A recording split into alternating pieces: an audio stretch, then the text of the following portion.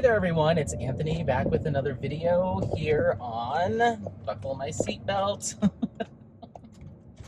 Single and Placing. Hi, hope you're having a fantastic day, weekday, weekend, week, month, evening, morning, overnight, whatever you have going on. I hope it's been a good one. Thank you so much for checking out this video, and as always, make sure to leave in the comments how things are going with you. I always love to catch up in that way. We're here with a vlog. We are headed to the Boulder Canyon area, the open space slash like upgraded dog park where we have been going recently, just to do a little catch up and a little chit chat. I tried filming a vlog over the weekend, this past weekend, but I don't know. I was just in this like funky mood. My allergies were really acting up. And so I was a little low energy, and I'm still kind of coming out of it, but I was pretty low energy. My throat hurt a little bit. We went to the Boulder Reservoir, which we'll go back to at some point.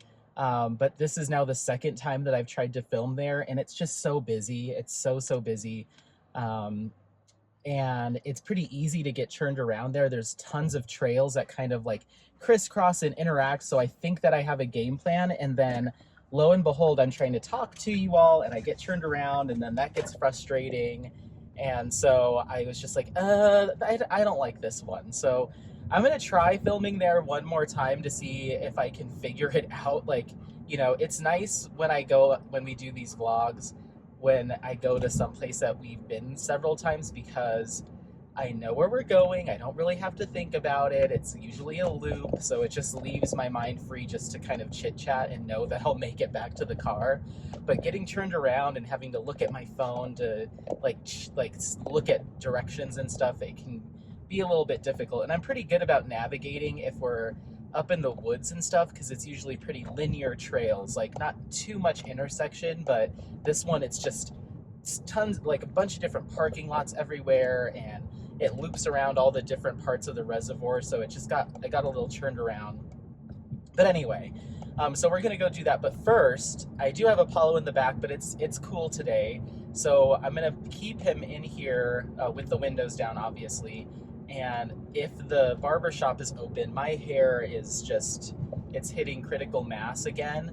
So I think I'm just gonna get it completely just buzzed down, just because it is getting to be summer, and I want something low maintenance. I'm sick of having to fuss with it, so I think I'm just gonna get a good buzz. We'll see. I'll see if they suggest something else, if they're open, and then we'll go to the dog park. So we're actually already here at the barber's, so let me jump in here. Like I said, I hope everyone's doing well, but I'm just gonna pop in here, and we're gonna see about getting a quick haircut. I'm overdue. And if I do the buzz, it only takes like 15 minutes, so Apollo will be just fine. Let's find a parking spot. He's like, "You're doing what now? You're leaving me where?"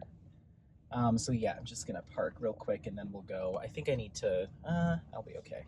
It's like, should I get gas right now? But we should be able to be okay. So let me just pop in here real quick, and then I'll be back with you, and then we're gonna go on a little walk with the boy. So 1 second. Bye. Hello. It was so weird looking at myself in the camera, and I'm like, oh, I don't have any hair anymore. Yeah, I haven't shaved my head like this in a while, and so it's a little disarming, but I'll get used to it. Yeah, last summer, I used to do it every summer and just keep it bald during the summer, because it just gets so hot and I sweat easily. And so I always felt like just hot, and my like forehead would always be a sweaty mess. So I started doing this years ago, but I didn't do it last summer. This barber shop is really good. And so they convinced me last time that they're like, just keep them, and we'll keep the sides nice and, you know, looking nice and good.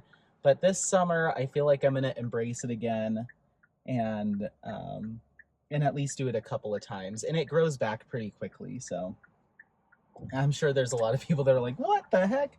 But yeah, this is actually not abnormal for me to do this. So I feel like I'm saying that and everyone's like, oh my gosh, he's having his Britney Spears moment. The only thing that sucks is like the tiny little hairs after getting your haircut. We're going straight to the open space. Let me put these up. Paul, let me just turn the air on for you, my bud. Close. Woo, woo, woo. Sorry. Sudden braking. There we go.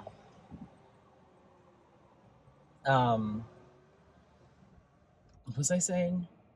Oh yeah, the tiny little hairs. Like if I try to touch it, I'll get them on.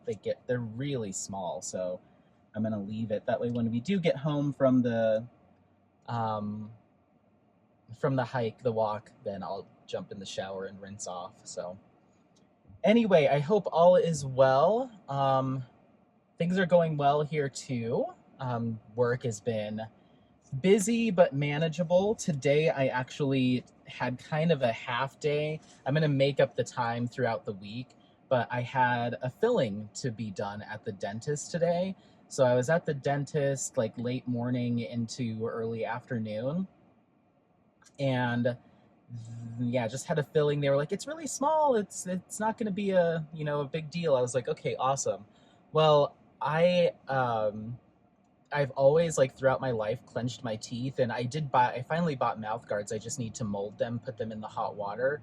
But I bought some new mouth guards, but I've been a teeth clencher even when I'm just like driving or just at work. Like I always find that I'm keeping pressure on my mouth.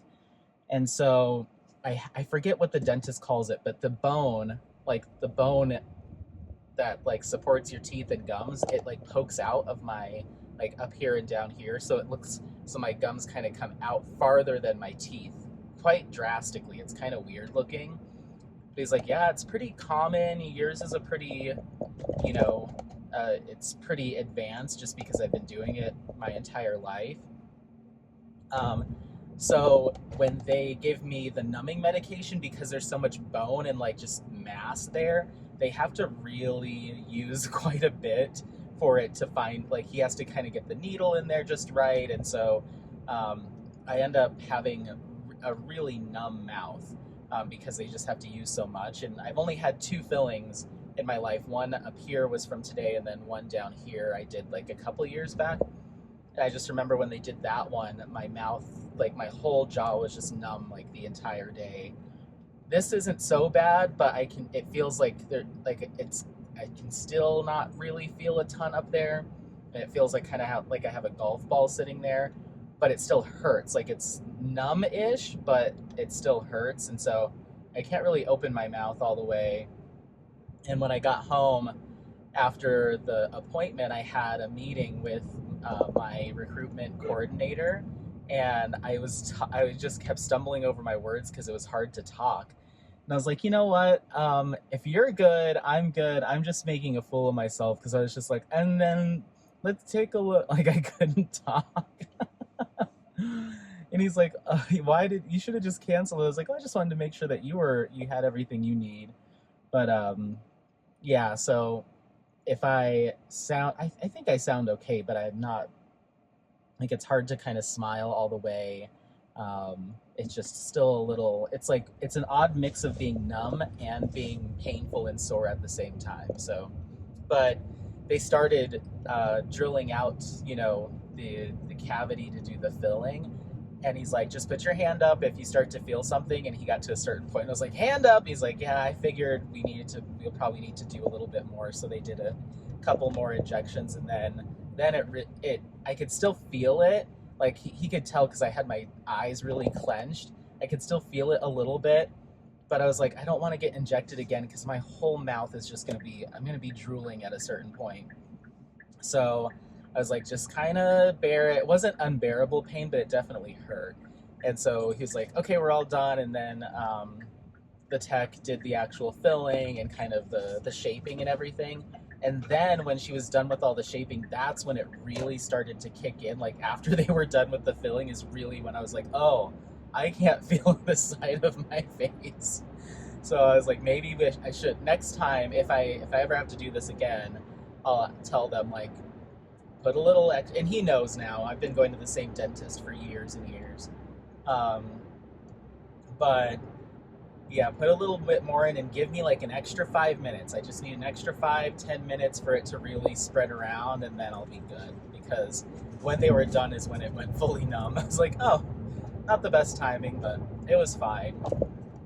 So did that today, and then I got back home, did that meeting, and I was just, it hurts, it's hard to focus. So it was just kind of a wash day for me. And I told my boss, I was like, if you want me to work an extra day, like, do like come in on an upcoming weekend or something, just to kind of like balance that out, because I felt very unproductive today. And she's like, no, it's fine. Like, doctor stuff happens. So,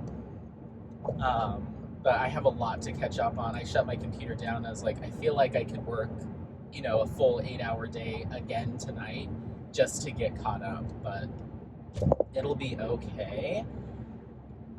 So yeah, did that today, and then I guess going back for the past week, not a lot, just working.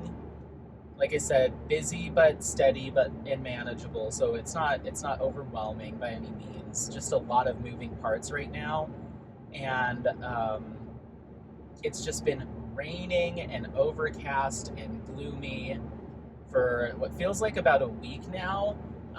Sunday or yesterday was kind of the first day that we did have a little bit of a break in the clouds and some sun peeking through, so that's why I ran to the Boulder Reservoir to try to do that walk. But previous to that, it's, I think for like 4 days straight, it rained off and on, and then there was one day, I think it was last Wednesday, it rained 24 hours straight. And it's not super heavy, intense rain, it's just, like kind of a spring shower, but all day long. So I don't mind it. I actually like walking around in the gloomy, kind of misty weather. I like a low cloud cover. Of course, I don't think I could live in it for years and years, but because we get so much sun here in Colorado, it's kind of a nice little treat when it happens in the springtime.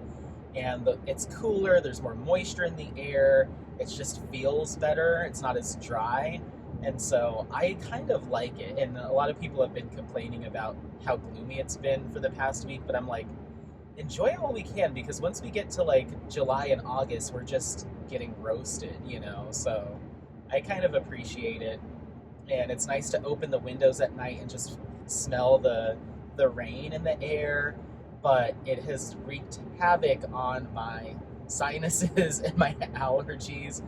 I've been waking up kind of stuffy, just kind of scratchy-eyed, so I've been doing my Zicam allergy medicine now, which I typically don't do until we go camping, but just with all the rain, and it's been a little bit windy too, so it's just kicking up a lot of stuff, and flowers are blooming, grass is growing, so it's just like peak stuffiness time for me. So that's what's been going on there. And then this past weekend, I went with Scott over to the Mexican restaurant that we've been going to every Friday for kind of our Friday happy hour. Nobody else was really interested this time around, so it was just me and Scott that went, and then we met with Joe and his girlfriend Maddie and Spencer, our other roommate, at this place called Goosetown Station, which I've shared. I took pictures and shared it with you before, but they had this kind of cute little jam band, and it was sprinkling a little bit, but not too bad. And it was there was a covered area. So we just sat there and listened to this jam band for a little while and hung out and just chit-chatted. And then they wanted to continue the evening, but I was like, we're good. I'm going to have a quiet night. So I went home and diamond painted. And then Saturday, what was Saturday? Saturday was, I don't remember. I think Saturday was just like a chill day. Yeah, Saturday was just kind of a chill out day. Just tidying around the house. Apollo's tracking in so much mud because our backyard is dirt. It doesn't have grass, and so it's just turned into this mud pit where the dogs just roll around. So I've been trying to clean up after him and kind of mitigate the damage there. And then on Sunday, I feel like we went out somewhere else. Oh, Saturday night we went and had dinner at this,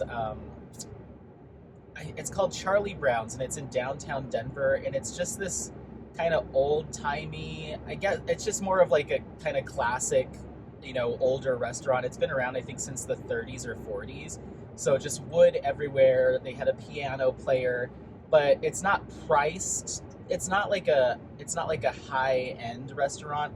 It's priced like an Outback kind of, steakhouse pricing. It almost reminded me of like an older restaurant that you'd have at like a smaller town. Like the town that I grew up in has this restaurant called the Doubletree that kind of has the same vibe, where it's like a steak and potatoes kind of place. Fried shrimp dinner special comes with a salad and a roll and a vegetable. It was that kind of vibe. But it was cute. Like the piano player was really nice to listen to, and we just had a good time. And then we went home. And then Sunday, yesterday, we just kind of hung out, did chores, and then I went on that hike with Apollo. So that's kind of been the past week. And yeah, like I said, I tried to film. I tried to really push through and film yesterday, but I was just so flustered and not feeling well. And it's like, this just isn't, no one's going to enjoy me just being so grumpy pants. So I was like, eh. And that happened last time I went on that hike. There was horses and tons of dogs and like so many people around, and prairie dogs, like just so much distraction for Apollo. He was pulling me in every direction, and I felt like I couldn't let him off his leash, and we got turned around, and I ended up scrapping that one too. So I think there might just be certain hikes and walks that just, I have to focus on what we're doing, and I can't just zone out and talk, So, and like I said, I feel more comfortable doing that on hikes that are up in the mountains, because I try to find loop hikes that are like an exact loop without too many wrong turns to be had. And so I feel a little bit more comfortable, and when it's quieter and I'm not looking out for a ton of other people and, that type of stuff. So yeah, I just decided, you know what, just go out on Monday, take Apollo for a little walk and regroup, and it'll be fine. So that's what we're doing today. But yeah, that's kind of an update on life stuff. Not a ton going on. We have plans to go to go camping this weekend. So I may take some photos and incorporate that into a vlog post or just a car ride post, because the drive out there is going to be about an hour and a half. So it might just be a drive post with some of the hiking photos and video clips at the end. That's my plan, just because there's going to be a ton of friends. I think there's like 8 of us going, and I don't know how everyone's going to feel about me trying to film, and the people tend to get a little bit rowdy and stuff. So I'm like, I don't know if everyone wants to see people just drinking around a fire, for the weekend. So it's not a backpacking trip. We're just driving up. You can pull right into the campsite. Even in my car, it's not all-wheel drive or like off-roading or anything. So it's more of just like a drive up there, have a good night or 2 nights, and come back. We might go on a hike, but it's going to be a little bit more casual. So that's what's going on this weekend. And then yesterday for Mother's Day, like I said, I woke up, my allergies were, I couldn't tell if it was allergies or if I was getting sick. Like sore throat, stuffy, a little bit of a headache, just kind of low energy. I don't think I slept very well. So I called my mom, because I was like, well, maybe I'll go up and see her. And I was just telling her what was going on, and I was like, I think I'm just going to hang back. I can't tell if I'm getting sick, and I don't want to get everybody sick. So my brother made her Loco Moco for brunch, which is like this Hawaiian dish that we all really like. So he made her that, and then her birthday's actually tomorrow, so I think I'm going to try to sneak up there. At the time of filming this, it's tomorrow, but yeah, I'm going to go up tomorrow and wish her a happy birthday. So that's the plan there. And yeah, other than that, just hoping it'll be a productive work week, try to get caught up from being away today at the dentist. So yeah, that's it. Not a ton else going on. It's been pretty uneventful just because of all the rain. Me and Apollo haven't been, last week we didn't do a ton of outdoor walks. We just mainly did around the neighborhood or around the little park that's by my house. We mainly just did that. The one day that I tried to bring him up here last week, I brought him up here and we got about, I'd say 3/4 of a mile into the drive, and it started lightning and thunder and a little bit of hail. So he was freaking out. The thunder was very loud and very close, and so he was panicking. Oh, these potholes because of the rain. Oh my goodness. He started freaking out. Every time it would thunder, he'd like hunch down and like run around in a circle. Like, what was that? And I was like, all right, we got to get out of here. So we literally sprinted back to the car because I was like, I'm not getting stuck out here in a lightning storm. So we sprinted back, not back to the house, back to the car. Sprinted back to the car and came home, and I was like, I'm sorry, buddy. Like, I want to give you more exercise, but when it's lightning, we can't come out here. So we've just been sticking around the house. But yesterday's walk was about 4 miles, so that got some good energy out for him, and then we'll try to do about 3.5 today if the weather holds up. The clouds are looking very ominous. I don't think there was any call for thunder and lightning, but I could potentially see there being some rain. So we'll just do the best that we can, and that's all I can really do, is just the best that we can. So yeah, we're just making our way over here. We've still got a little bit to go. So other than that, I guess we can quickly talk about some diamond painting stuff. I don't know how much I'll have for you when we get to the trail. I always say that and then I have plenty to talk about, but there just hasn't been a lot going on life-wise, so I don't have a lot in that regard. Just work and taking care of the boy. But yeah, as far as diamond painting stuff goes, I finished Beautifully Broken. So that was a random kit I decided to pull out of the stash and work up. I just wanted a relatively small round drill canvas. I wanted some good quality, high quality round drills, just some high shimmer. And so I decided to go with Beautifully Broken from Diamond Art Club, and Aristocati is the artist. Yeah.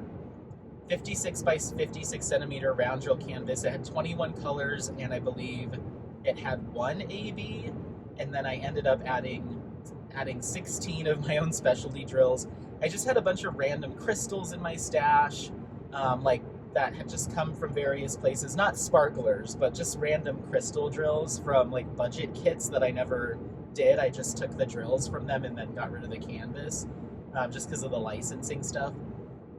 So I just have those sitting around and I never use them. And I was like, you know what? I'm going to start trying to just throw these in when I can.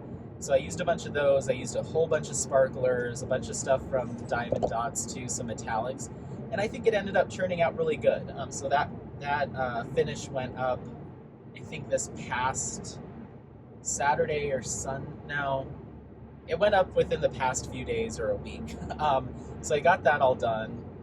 I think it only took me 5 or 6 days to finish because there was just so much color blocking, but it was a lot of fun to work on. It was a good break from McKeeling. It was nice to come back to like a Diamond Art Club quality canvas.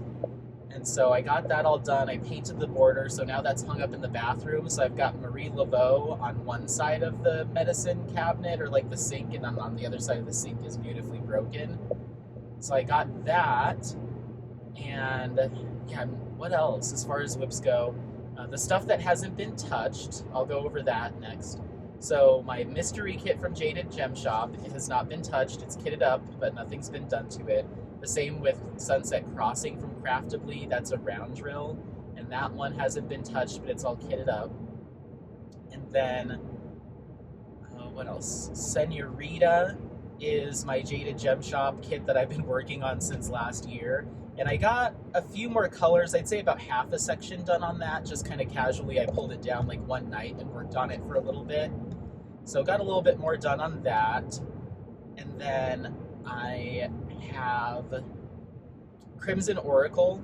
No progress on that. I didn't pull it down at all over the past week. It's still hanging out. I'm to a section there right now where there's going to be a whole bunch of 310 color blocking. So I should snag it, because that next section's going to go pretty fast, and then I'll be probably I'd say about 40% done with that kit once that section's done. So we're getting there. We're definitely getting there, but it just doesn't, it ebbs and flows. Sometimes I'm really into doing it. Sometimes I'm like, I'd rather not. So that one just kind of doesn't get, once again, not a ton of love for me, but we'll get it done eventually. It'll happen. And then I have maquiling. So I finished what I needed to finish before my drills from Jade and Gem Shop get here. And Jade said that she should have a tracking number for me because those are getting shipped directly from the manufacturer. So those should be to me, or I should get the tracking number this week. I don't know when they'll actually arrive, but I'm in no rush. At this point, I probably won't pick that kit back up again until after summer with the Masters. So I have plenty of time. I won't touch it again probably until August. So those will get there. I'll probably pull the container down, or the Art Dot storage box that I have that kitted up in, and I'm trying to think of what I want to do to swap out those drills. I think what I'll do is just throw away the DMCs from DIY Moon Shop that I'm replacing. So let's say I'm replacing 977. I'll throw out that container that had the 977 from DIY Moon Shop. I'll throw those away and then refill it with the replacements that Jade sent me. I think that's like basically re-kitting it up. So, oh, it looks like one of these, the highway that goes up through near Boulder Canyon is closed. I'm curious as to why. That's a very popular highway. Monitor Colorado trip for details on highway closure. Interesting. They're like having to flip people around. Wow. I don't know if there's, I hope there's not I don't think there'd be a fire or anything. It's been raining so much, but anyway, so that's maquiling. I'll probably pick that project up again in August and finish it up and finish that series of like swapping out the colors. If I get a wild hair or if I'm making good progress on my Summer with the Masters kits, then maybe I'll work on it, but I think it's highly unlikely because my focus is definitely going to be on my event pieces. So did that, or that's set. I have my cross stitch conversion from Heaven and Earth Designs is where the canvas is from. It's Darth Vader as the cross stitch pattern. It's a Mandy Manzano from Creatively Stitching. And then the drills were from Francesca Studio Works. I did probably about another 1,800 drills on that one over the past week. It's a little touch and go for me on that. It's fine. It's working up just fine. I have no issues with the drill quality. Those are absolutely stunning. But I'm running into a little bit of a problem, or just a little bit of, not even frustration, but the canvas from Heaven and Earth Designs is a little harder to work on than maybe I was expecting, or harder to work with. The canvas material is fabulous. It's this dense, thick, like real woven like canvas. It feels very heavy, very sturdy. I actually love the canvas material. It makes me feel kind of fancy working on it. But their method of poured glue, I'm not sure how it's different than other canvases. I think they literally do it. I don't know if it's painted on or if they use like a screen to put it on, but it's a different kind of poured glue than I've experienced with other kits. It doesn't really allow you to slide drills that well. It almost feels a little bit more reminiscent of a double-sided adhesive, in the sense that when you go to slide the drills, they fight you pretty hard, and if you try to move them, it ends up tearing the poured glue away from the canvas, so you end up with like a bald patch underneath that drill, or where it was, and sometimes when you drag it, it'll bunch some of the glue up. It just doesn't feel like it's not as forgiving as a typical poured glue canvas, which, if it was a normal diamond painting where the symbols were there, so there's less chance that you're going to be placing a drill in the wrong spot, that would be fine. But with cross stitch conversions, I often place drills in the wrong place, like often. So I would go to slide something over and be like, oop, that's actually supposed to go up one more than I just put it. I go to slide it and it would tear a little piece of it tears a little piece of the port glue off. So I have to be really intentional with my placing. It's harder to correct gapping because the drills just, once where they are, you know, it's hard to make little minute adjustments. It doesn't like it. And when it does tear that glue, I hung it up and I noticed a couple of drills had come off, and I was like, how weird that they're not popping necessarily. Like, I didn't notice bunching, they're just literally falling off. And it's because I had a little chunk of glue under it had come off, so there was nothing holding it really well to the canvas. So it's only happened with 2 drills, but it's something to be mindful of. I had to go through with a little bit of my Tombow Mono aqua glue that I use for sealing diamond paintings, and put just a little touch of it right where the drill's supposed to go, and then glue the drill down. So it's not the end of the world, it's just not as easy, breezy, beautiful CoverGirl to work on that kit as it is with, is this still closed? Oh my goodness, it's still closed. Okay, we have to find a plan B because the dog park is closed. I wonder what's going on. Let's see if it's closed over here. Our normal walk, our little loop is closed. It was closed yesterday when I was driving by here too to get to the other place. So let's see if this is also closed. Let's see. I don't know if I'm gonna be able to see the parking lot from here. Sorry, buddy. We're gonna have to go the long route. Okay, this looks like it might be open. Oh, trailhead closed. Okay, so we've got to find an alternate. We might be going to the other dog park, everyone. So we've got about another 15 or so minutes in the car. Sorry, buddy. He saw it. He's like, what are we doing? Why are we passing it? I'm sorry. I'm sorry, baby. You're so cute. You're so cute. Oh, thank you. Oh, I love your paw. I wonder why it's been closed down for the past 2 days. I'm not sure if they're doing trail repairs or it's just too muddy. I have no idea. But it is closed, so... okay, plan B. I think if we go straight this way, we should be okay. We'll see. We'll see. So yeah, the Heaven and Earth Designs canvases, I just don't think for cross-stitch conversions, they're for me. And I think it's just because I'm not that great at placing properly 100% of the time. I'm almost every 10 by 10, 100 drills, I'm moving 1 or 2 things around, like, oops, that's in the wrong spot, or, oh, that needs to go over here. So when you're Tetrising your drills around that much, that canvas just doesn't like it. It doesn't play well.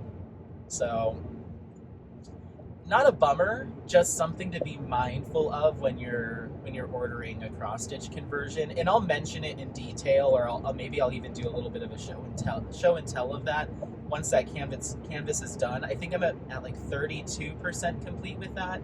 So I'll probably work on that a little bit more throughout the month. I don't intend on having that finished by summer with the masters, but if I do, great. So I have that one. And then as far as I mentioned it in the previous vlog, but the actual pattern itself has a lot of colors that I think for that particular piece aren't 100% necessary. So it's going a little bit slower than I thought it was. I thought it would. I thought it had a lot more color blocking than it did, and certain areas start to get very confetti heavy, surprisingly. In certain areas, there's a ton of 310 color blocking, but when you hit other colors, it goes a little wild, but it's okay. But yeah, like about 32% done. So I have that, and then I'm trying to think of what else I have going on. My summer with the, so one more. So Star Maker, I actually just posted this to Instagram before I left the house, but I decided to pull down Star Maker and get some more work done on that. And this is the first time I've shared that project on Instagram, but I finished Beautifully Broken. I was like, you know what, let's throw another Diamond Art Club canvas in the mix. Let's bring another one back down and put it in rotation on posting on Instagram. So I just posted my start photo, even though I started that canvas a long time ago, but I've never shared it because it's always just been a background whip. So I finally introduced that canvas to my Instagram feed. So I put a start photo that I took back in October, put that up, and I'm already, I'd say by tonight, I think I have one section left. I'm gonna work on it tonight. I'll be halfway done. So I'm gonna finish that section and then probably pick away at that one, possibly get that one done by the end of the month. And that'll be nice to have that finished because it's been sitting around for a while. So that's going. And then our Summer with the Masters pieces. So I took down Lady with Fan, or the canvas was boxed up. It's already kitted up, but I took the canvas out. I was like, I could really do with doing some sparklers and dressing this up a little bit, because I think it could do with some. Not all old masters, I think, would do well with a lot of glitz, but that has so much fun summer colors and the peacock feathers and the flowers. I think it'll look good with some sparklers. So I have some sparklers on order from DP with Sparklers, and then I had a few more in my stash that I'm going to be incorporating. I think I ended up picking like six sparklers, so I'll have those plus the specialty drills that already came in the kit, and I think there was 2 ABs and maybe 1 crystal drill in that one. I'm not sure, but there was already some stuff there. So did that, and once those get here, then I'll work those into the kitting up, or into the storage container set, and that will be ready to go with Summer with the Masters. And then I actually broke my rule because I finished Beautifully Broken. I was almost tempted to pull down or open another kit and start a new project, but I was like, you know what? I'm going to start this, and then it's going to be yet another partially finished whip that is sitting around until after the event. So I was like, you know what? I'm starting on Mousonnet Lab Mousse, my big cross stitch conversion. So that's an 85.5 centimeter by 120 centimeter cross stitch conversion with 254 colors. And so I did the math on how many drills I'd need to place a day to get that done by July 31st if I started on June 1st. And it would need to be somewhere in the realm of like 2,700 drills a day, which is a lot. That's a lot for me. For a cross-stitch conversion, let alone one that's, for any cross-stitch conversion, let alone one that's got that many colors, that much confetti. So I was like, if I give myself a 3-week, 2-week, I guess, head start, that'll at least give me a little bit of a better chance, or at least I'll get a little bit further along.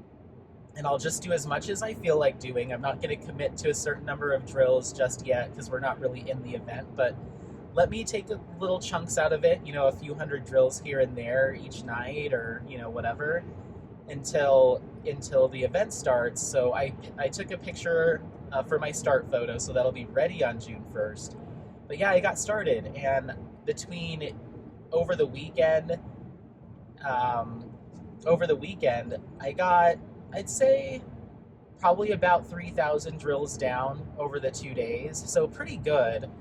And there is a decent amount of confetti. Right now it's a little bit of color, not color blocking, but like checkerboarding with some of the background color in the top left.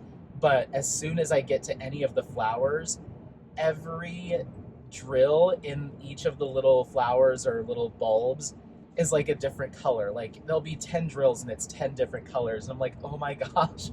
So I kind of quickly work through some of the big background colors, and then these little sections of 10 drills, 15 drills, 20 drills, that will take me just as long as the background did on the other, 700. Sorry, the other 700. So it's going to be a slow moving project for sure, but hopefully the next couple of weeks give me a chance to at least have a little bit of a better fighting chance to get that done. So we're gonna keep cruising on that. I'm gonna work on Star Maker tonight just because I worked on the cross stitch conversion during my diamond painting time over the weekend. So we're gonna do Star Maker, try to get that to 50%, so that way I have another Instagram post to do, and hopefully I can, because we're getting to a point where we're gonna see a lot of color blocking on Star Maker at the top, a lot of 310 color blocking. So I'm hoping that it's going to start moving faster, but we're really in the thick of like the tiger's body, which there is a lot of color changes.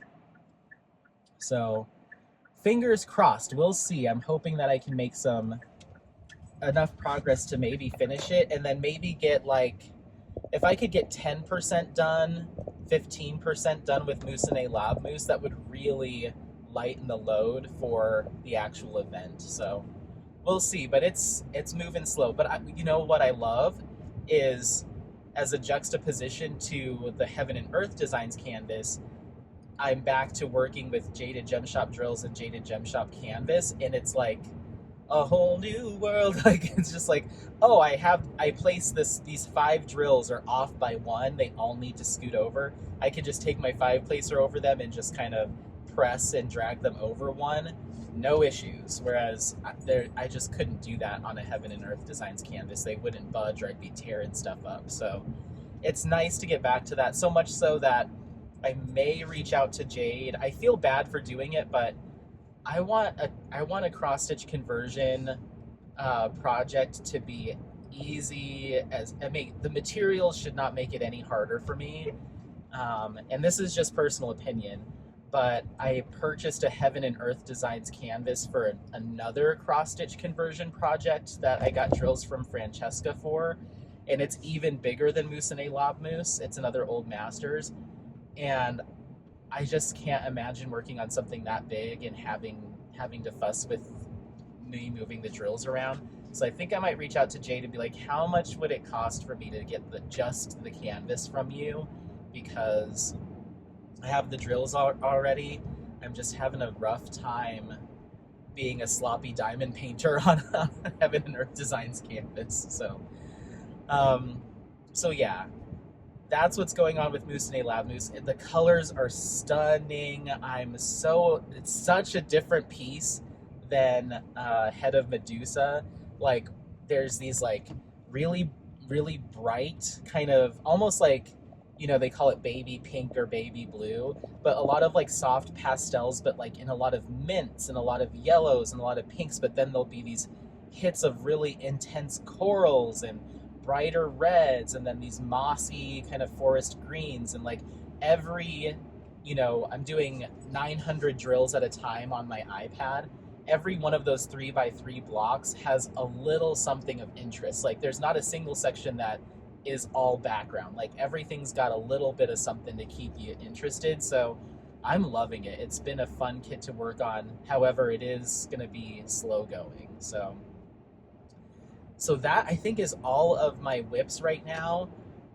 Once Star Maker is done, we'll see. I don't think I'm going to kit anything up until after summer with the Masters, just because that's all I'm going to be focusing on.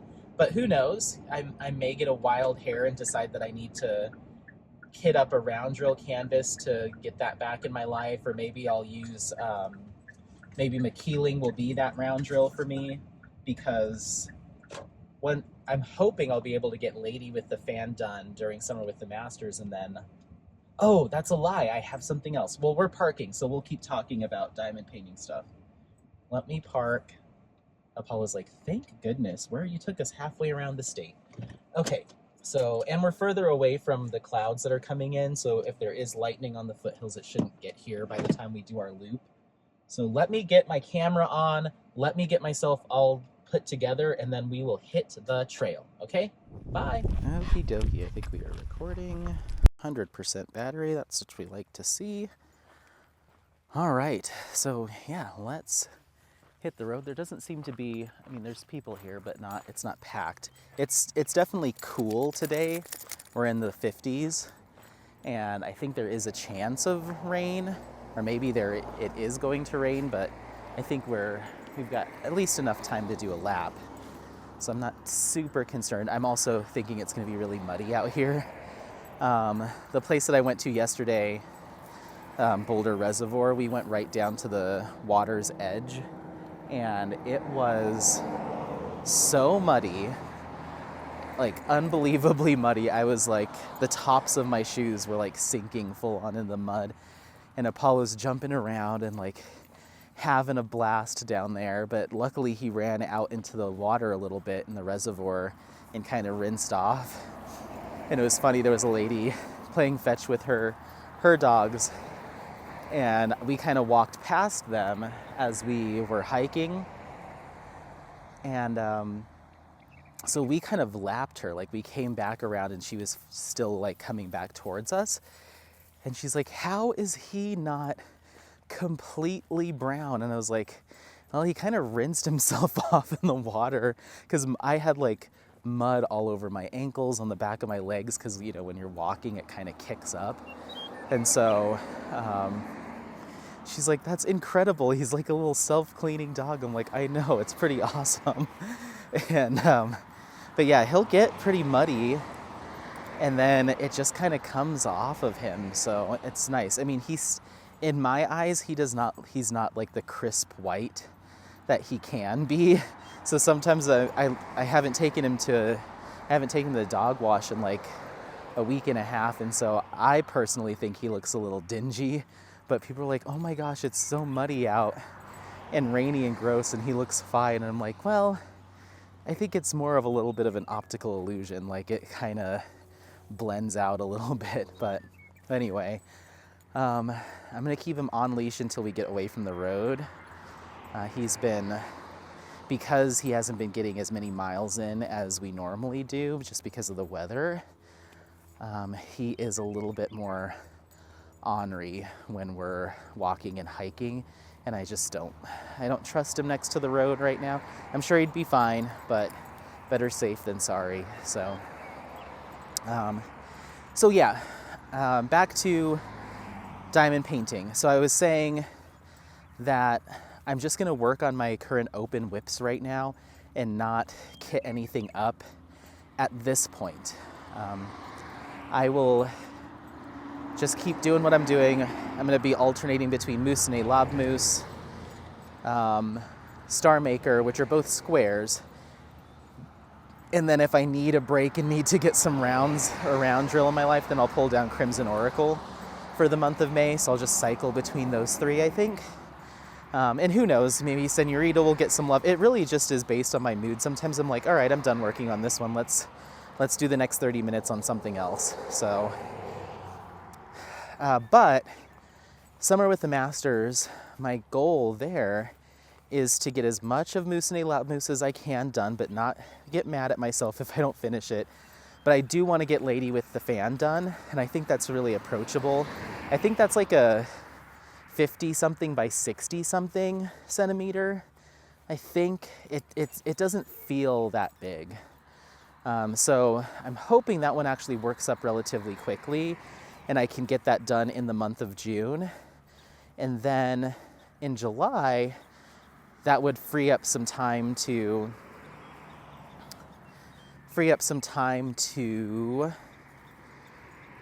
pick another Old Masters. So I just recently unboxed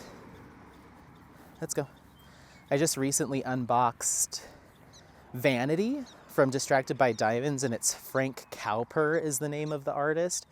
And so that's what I would assume will be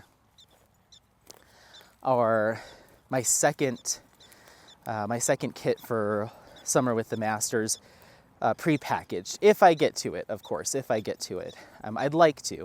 And it's a round drill, so I'd like to always have one square and one round Old Masters throughout the event, because sometimes squares can just be a little taxing, so I always like to have a round drill on hand. So if I was to kit anything up, it would most likely be Vanity. So, all right, let's let you off.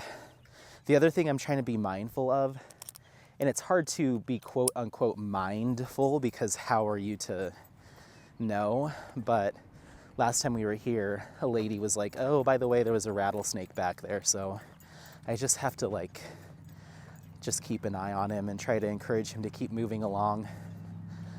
Because it's that time of year out in the wilderness. So it's been really wet.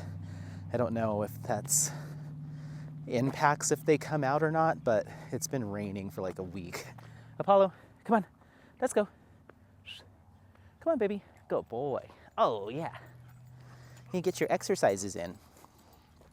So yeah, that's kind of the game plan for all of my whips and all the kits that'll be getting kitted up. I have right now that Beautifully Broken is done, I have 2 60 drill art dot containers. Oh, look at that eagle. Do you see that? I wonder if you can see that. It's flying fairly low. Wow, that thing is huge. Apollo's like, what? Is that some sort of monster? So we have 2 60 drill containers free, 2 120 drill containers free, 1 240 container drill free from Art Dot. So I have plenty of space to kit up more things. I just don't know if I want to. I'm like, let me clear what I have and see where we go from there. But I always say that, and then some, like, I kitted up Beautifully Broken, but I knew that was going to be a fast one. So yeah, if I was to do anything, I would love to kit up Borealis from Jaded Gem Shop. That would be my first Jaded Gem Shop round to ever work on. But I fight myself. I'm like, finish Senorita before you do another Jaded Gem Shop kit. So who knows? Who knows? But yeah, that's kind of the game plan. And then I'm already thinking like, okay, for Drills and Chills and Festival of Witches, these are the 2 kits that I'd like to get kitted up. And then I don't really think I will plan on doing any sort of Christmas kits. I didn't do one last year. The only one that was technically Christmas was Cozy Evening, but that was just for my aunt. I wouldn't have done a themed kit like that otherwise. Apollo, you ready? Come get it. Ready? Go, go, go. Hey, you ready? Apollo, this way. He's got his nose on. Go.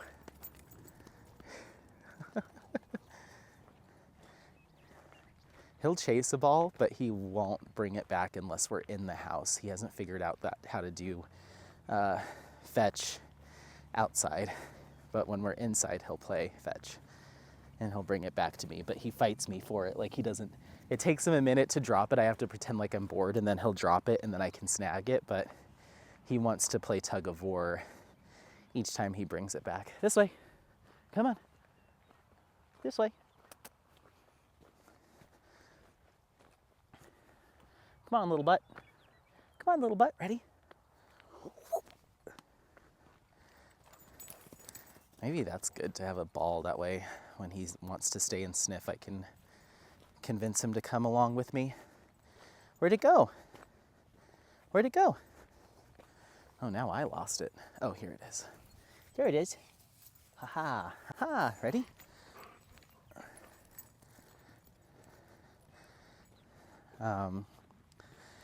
So yeah, that's kind of the game plan there. Get all of my whips kind of broken down, or get them all finished. And then it'd be kind of cool to have like everything empty, and then like at the end of the year be like, all right, let's pick 15 kits to get up. But yeah, with Beautifully Broken, that put me at 8 finishes for the year, which is way more than I was at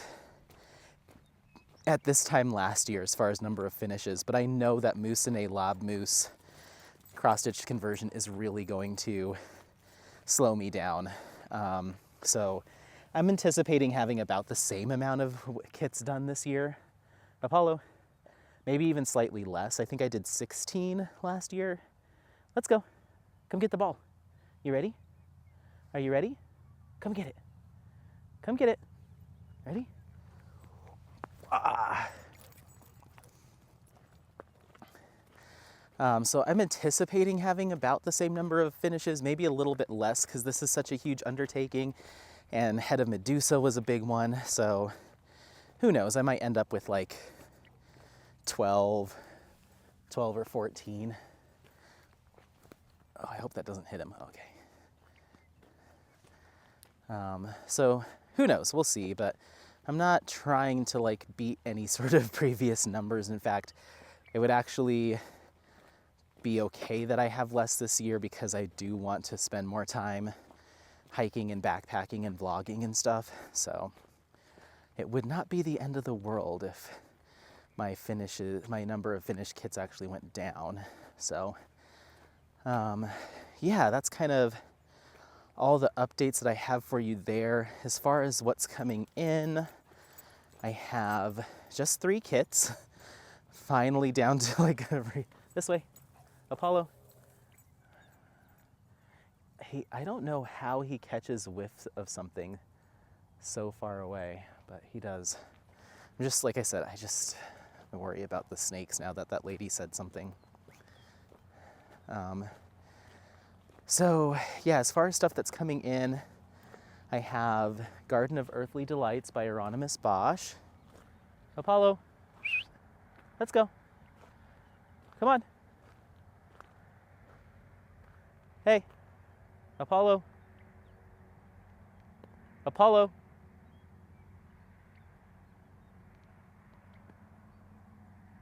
No idea what he's doing. Garden of Earthly Delights by Hieronymus Bosch. That's getting direct shipped along with those replacement drills or substitution drills. So that should be here sooner than later. No idea when that will ever get done. Then I have Cleo by Henry Clive on its way. And then as I was saying, it was like, you got this, Anthony. You remember the 3. And now I'm forgetting the last one. I always forget what I have coming in from Jade, even when it's just 3 and not like 8. Let's see. Oh, yes. It's called Anger and Ash, and that's another Henry Clive. And I got both Cleo and Anger and Ash in round just because I'm liking round drill right now. And fingers crossed that the resin rounds from Jade are really nice, because that'll be awesome to have another option for like super high quality resin rounds. So I have all of that going on. In addition to that, I actually got contacted by a relatively new diamond painting company based out of Australia, and I was really honored. I'm feeling like I'm getting a little bit of traction as far as like companies wanting to tap me on the shoulder to help out with like showcasing their products. So I'm hoping that people are seeing those spotlights that I did with Rose Profit Creations and Diamond Painting Shop, and are seeing some value in that style of content. But yeah, I got reached out to. It is so pretty down here. Like this was all, you remember, just brown dirt all winter, and now we've got like the dandelions and the grass coming up. It's just, I love when it's this green and vibrant. Thanks to the rain. And we need it. We need the rain so bad. We actually had a good winter as far as snowpack goes. So that's good, but any extra bit of precipitation and moisture we can get will just help move us further and further away from having a drought situation, you know? So yeah, it's nice to see this moisture, but yeah, so I won't announce the company or anything just yet, but I did get some shipping information. It's like, you have a package on its way from Australia. I'm like, okay, cool. So I'm gonna be doing an unboxing for that shop this month at some point. And then the shop owner has agreed to do a shop spotlight, but I told them that probably wouldn't happen until after summer with the Masters, because, you know, the calendar's kind of booked for that. Apollo, hey, you see how far away he is? Let's go, come on. the calendar's kind of booked out for those 2 months as far as content goes. So they were fine with that. I don't think anyone, when they offer to do like an like a request that you do an unboxing, they're not expecting you to do like, let's do an entire shop spotlight. But I just feel like I can do more than just share the product. Like, let's talk about your shop and how, why you decided to start a business and all that stuff. Apollo, let's go. Come on. Come on. He's found something that he's interested in. Well, I guess we'll just keep walking.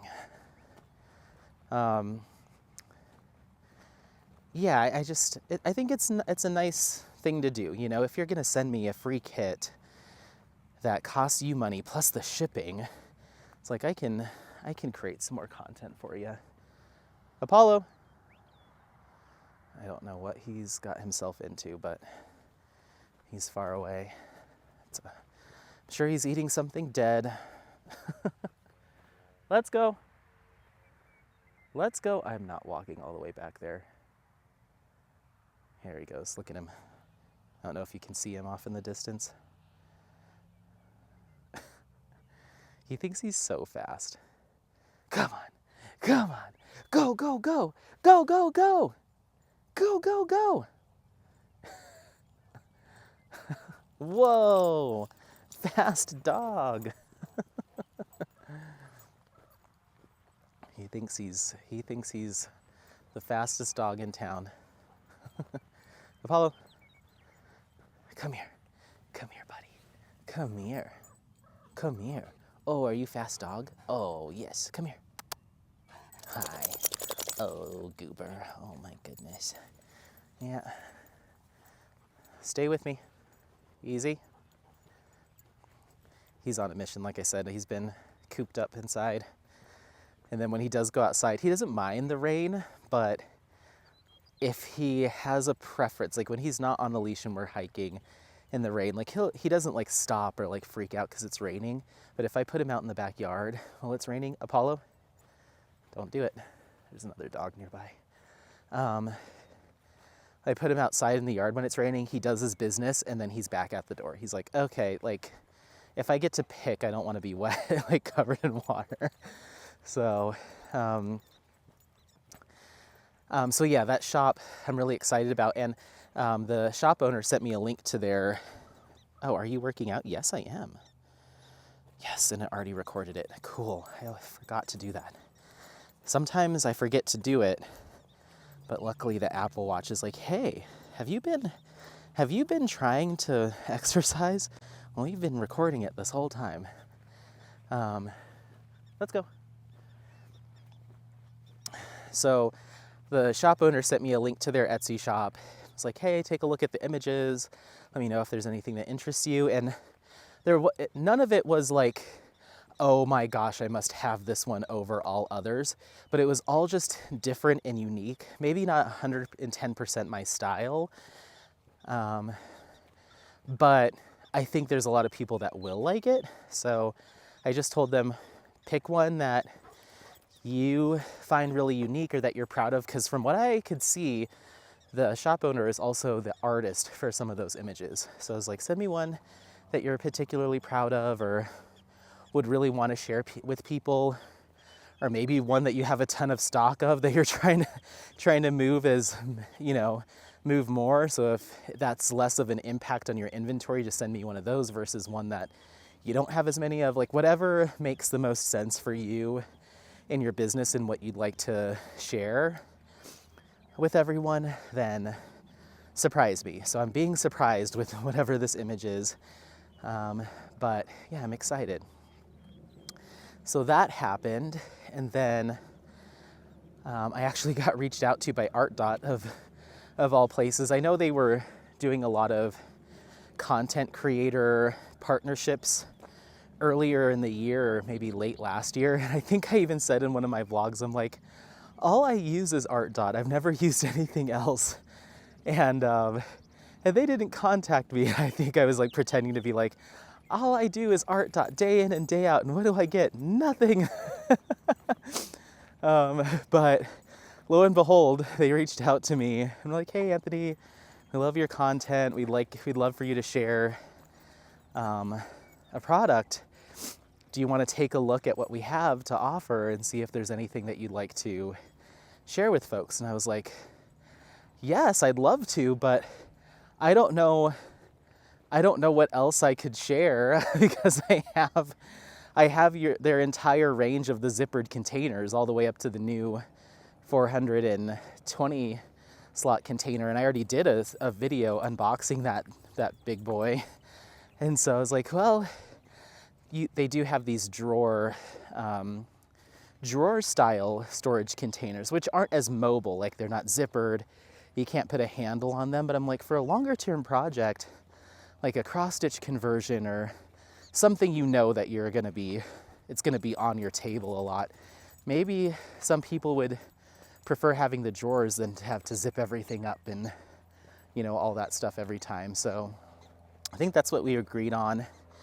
And so I'm gonna be doing a little unboxing kind of show and tell of one of their drawer storage containers.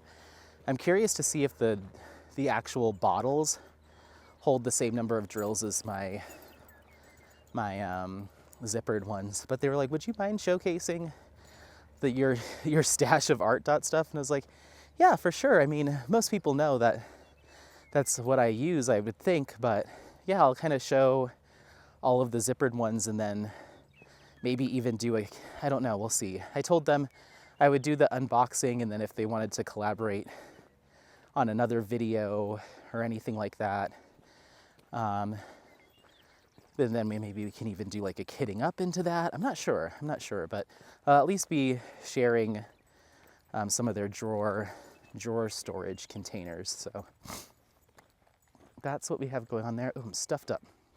Sorry, allergies.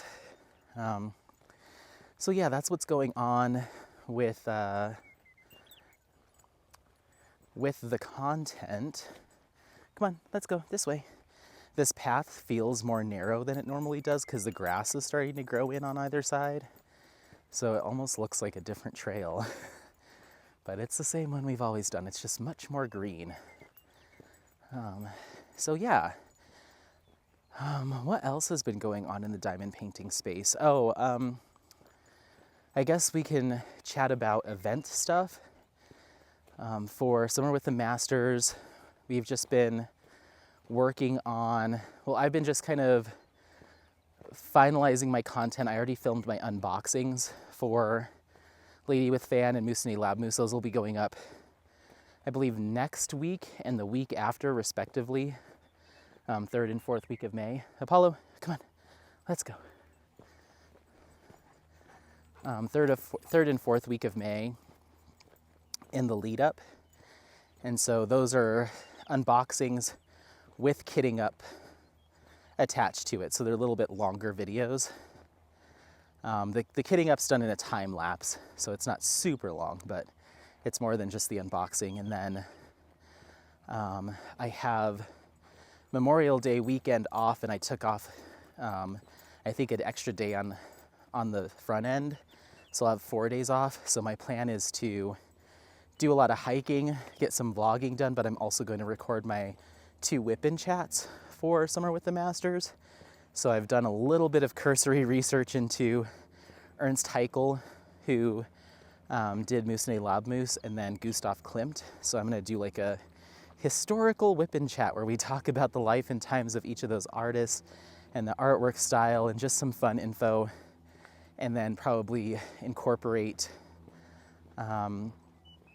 some time lapse of me working on each of the kits interspersed. So that's the plan there. Just like an hour-long whip-in chat that's focused on the history and artwork and stuff. So that's the game plan for that. And hopefully I can get those recorded and uploaded onto my hard drive, and then once it comes time to actually post those in June, all I have to do is cut in future Anthony announcing any sort of giveaway or prize winners or any pertinent information that I don't have right now. So it'll just take the pressure off from having to record in the moment or scrambling to get content put together. That way all I have to do is do a quick, 5-minute little snippet of, sponsor highlights and prize winners, and let that be that. So hopefully it basically gives me the freedom in June to just enjoy the event and working on it and engaging with people, and the actual filming will be all done. So that's the plan there. And then my last 2 videos for July, I'd like to do a little mini shop spotlight for each of the sponsors that carry Old Masters diamond paintings in their shops, and just do a 10-minute clip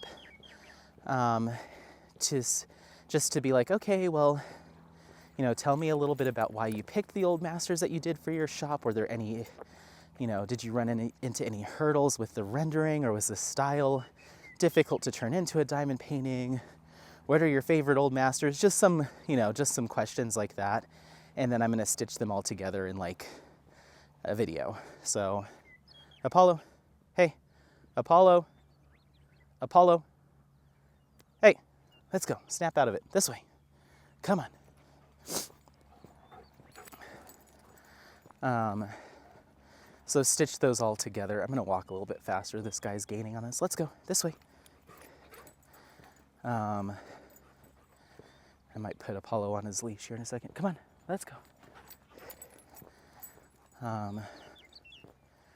So yeah, just kind of stitch those together and just have a video just called like, I don't know what I'd call it, but I just thought it would be a neat way to highlight the sponsors for the event and kind of showcase some of their products. Come on, let's go. And I think it'd be a good way to introduce some people to some new shops and what they have on their site. Apollo, come on, let's go. So yeah, so that'll be a video, just kind of introduce people to some shop owners that maybe you haven't seen face to face before, or didn't know they had Old Masters on their site. So that's the game plan there. What else? Oh, and then the 4th video. So I originally intended, or I was hoping that I'd be able to film a video going to the Denver Art Museum to show any Old Masters that they have there. And I submitted my press request or my media request like a month ago, and I haven't heard anything. So I may try calling them just to get a status update, but if I get the cold shoulder or get kind of blown off, then I'll most likely just switch gears and try to pick one other thing to go over. I think I'm gonna preemptively film identifying where I'd like to do enhancements on the Lady with Fan. So almost like selecting special drills for Old Masters, because it can be a little bit more of a challenge just with those artwork styles. So maybe I'll do it with that one and then bring out a couple other examples of Old Masters that I have, like maybe a Muka, maybe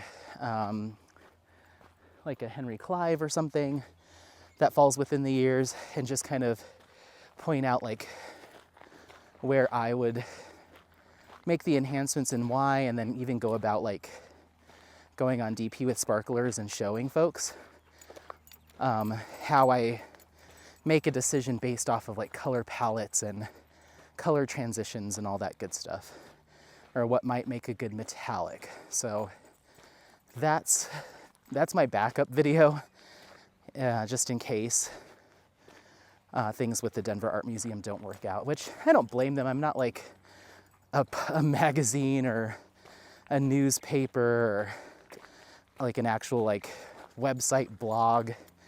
I'm just a crafter. But I was hoping that they'd at least be like, sure, we'll give you the all clear to bring your phone in. I'm not even looking to set up tripods or anything. I just want to snap some pictures. So we shall see.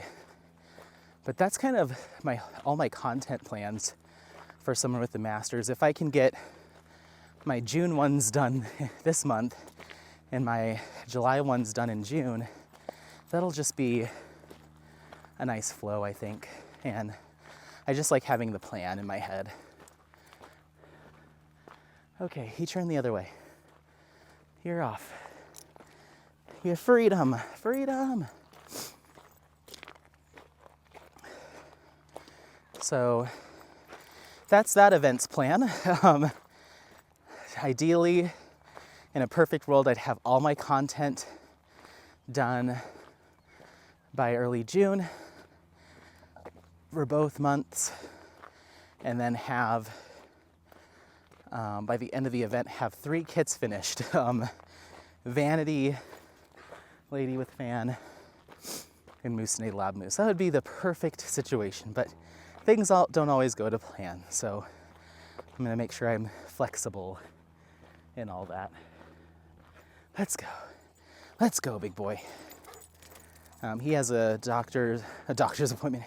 He has a vet appointment coming up in early June for updated vaccinations, and then his heartworm prevention medication, and I'll talk to them about his grass eating, because he loves it. But yeah, there he goes. Munch, munch. Hey, can you stop? He runs, and then he'll find a bush, take a bite, keep running. Just like, oh my gosh. But yeah, so that's coming up. I had my dentist appointment. I had a doctor's appointment on a couple of weeks ago, just a general physical and checkup. And I've just been having some I've been off and on dealing with digestive and stomach issues since I was a kid. And the symptoms kind of come and go. I've never felt incredibly serious. I think there was one time, I want to say about 6 or 7 years ago, that I went into a specialist just to kind of see what was going on, but they didn't find anything abnormal. So it's just been kind of monitor what you eat and see if you can track if something negatively reacts. And I tried doing that for a while, but it really just does feel so hit and miss. And so I went in for my physical just because it's good to, get those done. And I just told the doctor, I was like, I want to figure this out. It doesn't seem like something that's something really easy to point to, and it hasn't been identified, but I just, as you get older, you start to worry, could this be something more serious, And so I'm just I just want to make sure that I'm not pretending there isn't something going on, or just downplay it. I'd rather be overly cautious than nonchalant about health stuff. And so they kind of just asked me some general questions, medical history questions and symptoms and stuff. So they are going to refer me to a GI just to kind of get their opinion on things. And I don't know, because then they also were they ran full blood work on me just to see if there was anything there that could be a telltale sign of something else, or might tell a story. And the doctor said that they were going to call me and discuss the results, but I didn't get that call, and I got the results not this past weekend, but the weekend before. And luckily with this healthcare provider, when they send you the blood work results, they give you a detailed explanation of what you're at, what a normal range is for someone of your age, and demographics and all of that stuff, and then an explanation of what you're actually looking at, what is a something level, all these technical terms. And so, hey, enough, get out of there. And everything that I could see as a layman, just from the explanation that the chart gives, was all normal. I was really expecting to be I was kind of dreading it. And I even told the doctor, I was should I look at it before you're able to tell me what it all means. Like, I am an anxious person, so I don't want to look at something and it has like a red, this is high, and it sends me into like a spiral. And she was like, well, that's kind of up to you, you know, like I'll give you a call so we can discuss the results. But they give you a pretty good explanation of what it means. But if you think that if you see something scary, that it's going to put you in a panic, then maybe just wait till I call you so we can discuss options and what it means. And I was like, okay, well, I'll just wait then. Hey, enough. This dog.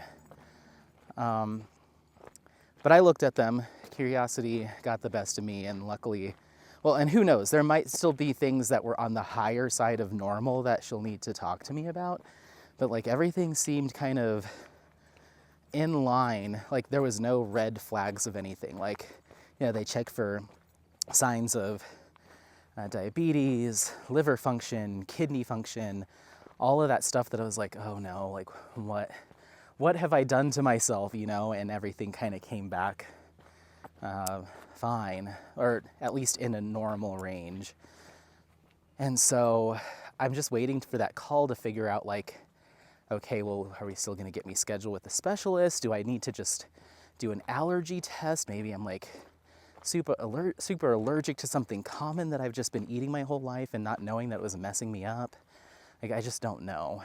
So I need to, if she doesn't call me by tomorrow, I'll call her. Just be like, hey, what is all this?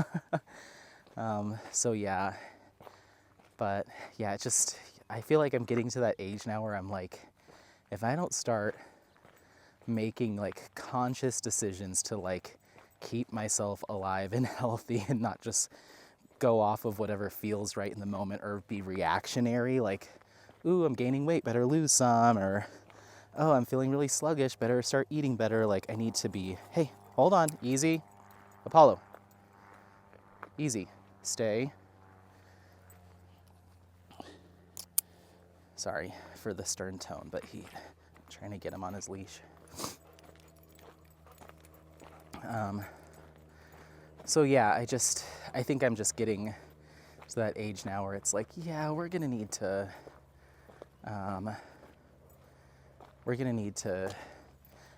figure out what my baseline is. You know, what are some things that are potentially going to be an issue for me in the future? How do I track that? How do I try to keep myself on the right track? But just throwing, you know, darts at a dartboard of this could be something, you know, like I need to get some professional guidance there. So that's what I'm trying to do right now. But yeah, I don't know how we went from that to event stuff or went from event stuff to that stuff. That was an odd transition. We'll get back there. I'm just gonna get past this person and then I'll be right back with you. Hang tight. Okay, sorry about that. Here, we can let you back off.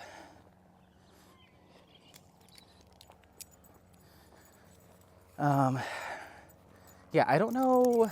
I'll have to listen to that back and how I got led into talking about, oh, Apollo. I was talking about Apollo's vet thing during the summer and then my thing during, okay, that makes sense. So I guess other life stuff, I took off, I mentioned I took off Memorial Day weekend with no real plans. I was thinking I wanted to go to Sedona, but I think that's gonna end up being a fall trip when the weather cools down. My plan is to take Apollo with me, and I don't want him to be miserable in the Arizona desert heat. So that's gonna be like maybe October-ish. So that's postponed. So instead, and then I can take more days off because I'll have built up some more PTO rather than trying to do an 11-hour drive each way on a 3-day or 4-day weekend. So I'm just gonna focus on getting some content done and go on some longer hikes because it's supposed to warm up here in the next couple of weeks. So that'll be good. And then I took the entire week of my birthday off because my birthday is on June 22nd, and my job recognizes Juneteenth as a national holiday. And so I already had a short week. And so I was like, you know what? I'll just take the other 4 days off, and then I'll have Saturday, Sunday, so, Monday, Tuesday, Wednesday, Thursday, Friday, and then another Saturday and Sunday. So I'll have a 9-day vacation in the middle of June. And I was like, that'll be perfect. We're gonna try to go to either down to New Mexico, something short, or I was thinking of just sticking around Colorado and doing a camping trip on either end of that. So 2 camping trips, just me and Apollo, that week before Juneteenth, and then the weekend before and the weekend after. But then my buddies are like, well, let's do something for your birthday. Like, don't just run away and go camping. They would come camping with me, but I do want to do at least one where it's just the boy and I. So they decided that they want to go to Waterworld and then to dinner that second Saturday. So I believe that's the 24th of June. So that's the plan. I think there's going to be about 15 of us so far that are going. So we're going to go to Waterworld, which is like this big water park here in Colorado. And I haven't been in years, but it'll be a lot of fun.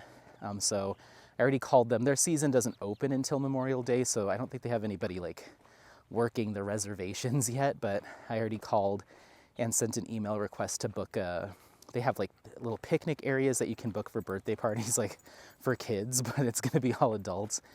And so we're going to try to reserve those, or like they have some private cabanas that we can rent. So that's the game plan for that.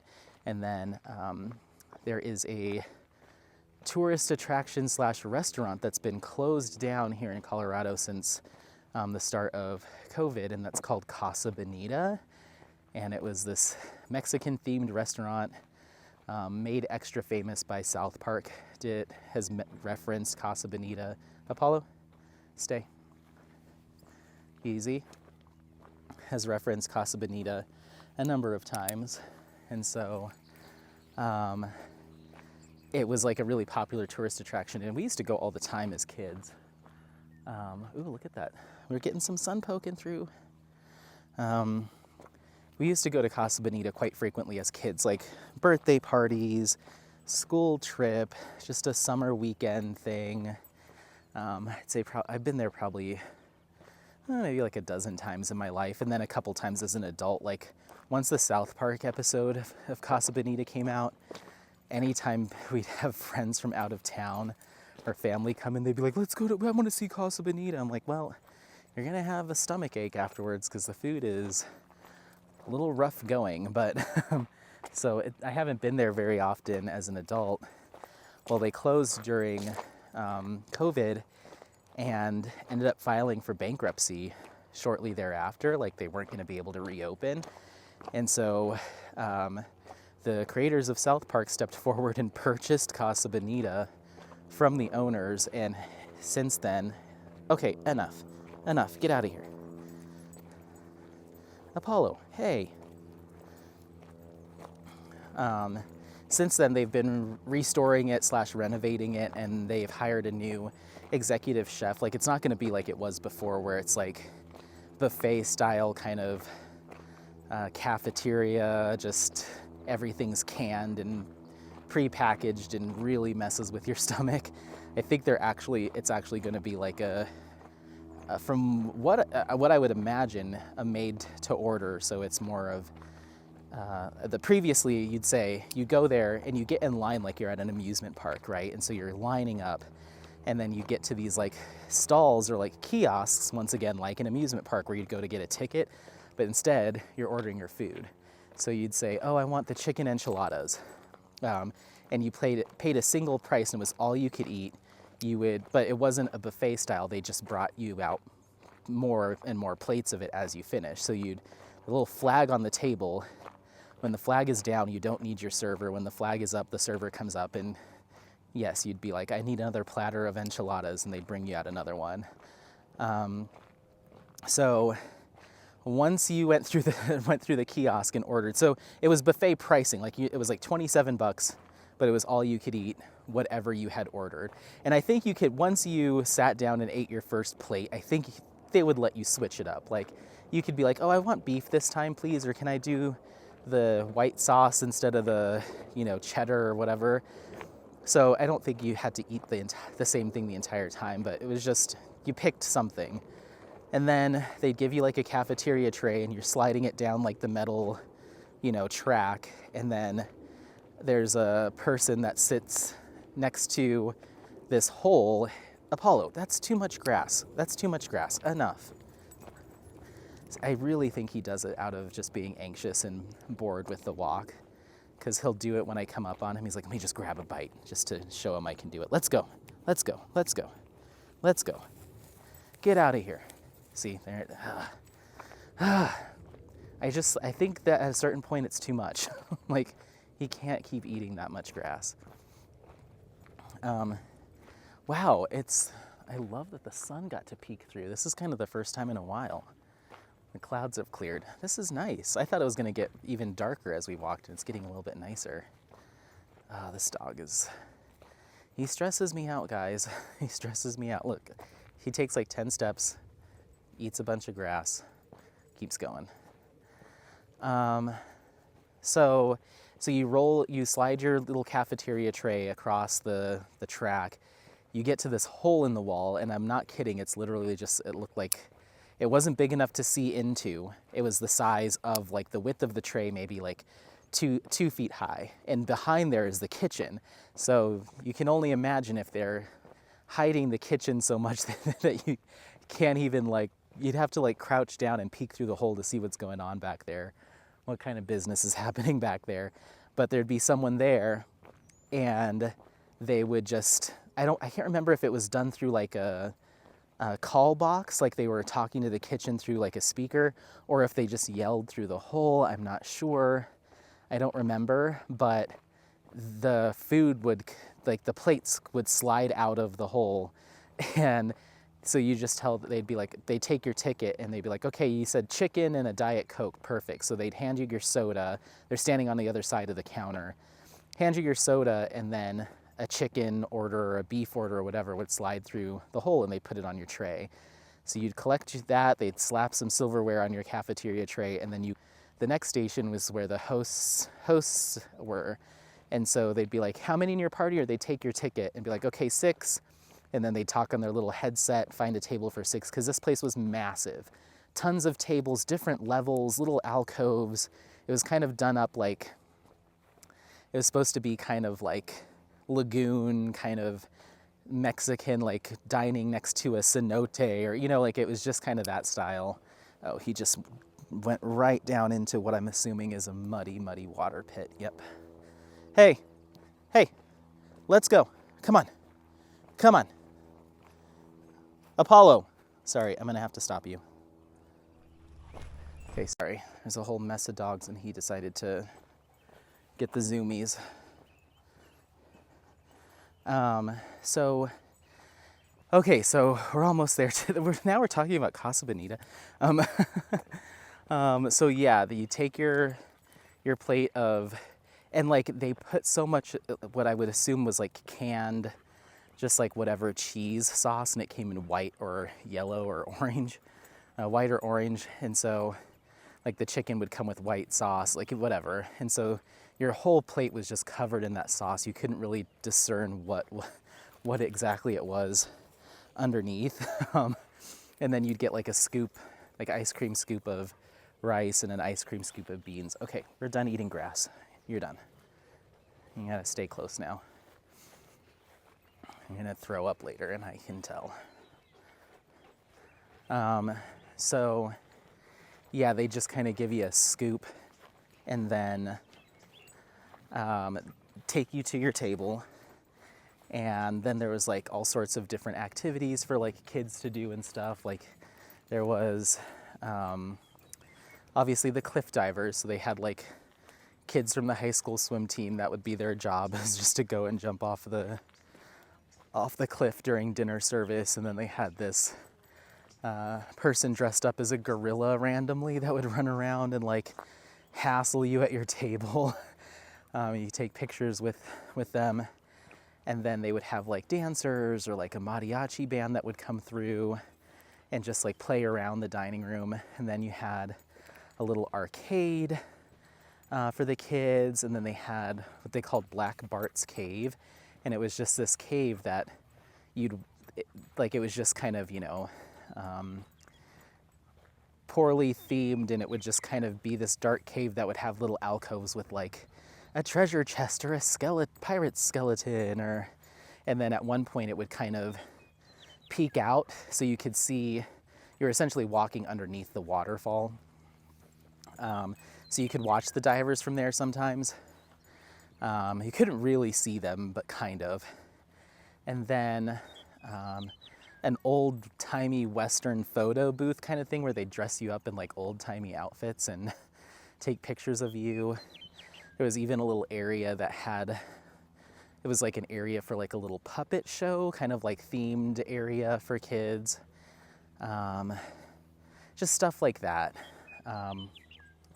So yeah, that was part of it. Let's see if we can navigate around these folks. Let's wait here for a little bit.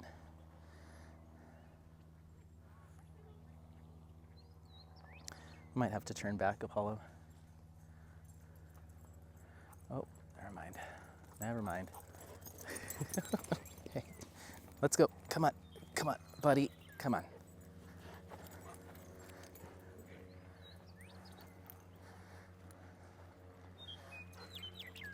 Sorry, guys. I might have to pause you.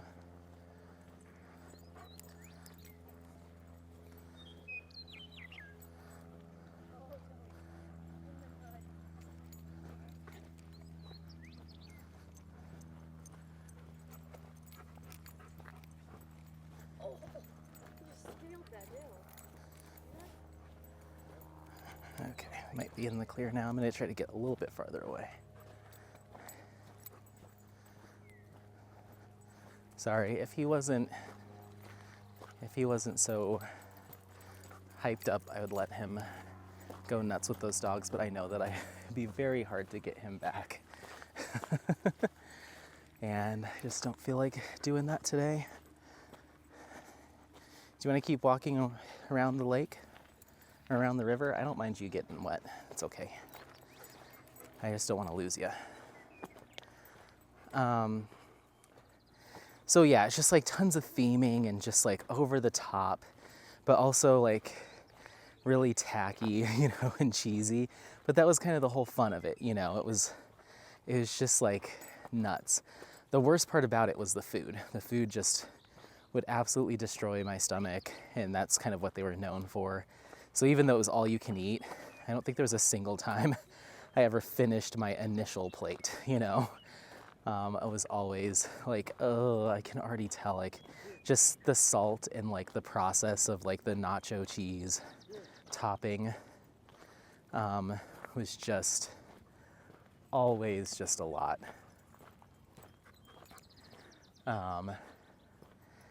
But yeah, it was an experience for sure.